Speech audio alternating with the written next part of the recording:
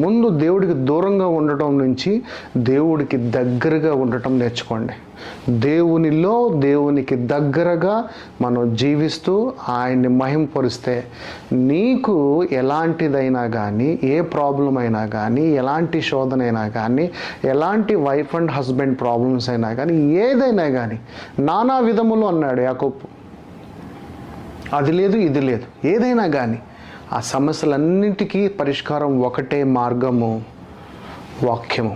మన దేవుడు wonderful God, మంచి counsellor, mighty of God, everlasting father, prince of peace. మన దేవుడు కండిషనల్ లవ్ లేదండి ఆయన దగ్గర, అన్కండిషనల్. ఆయన ప్రేమకు అంతు లేదు.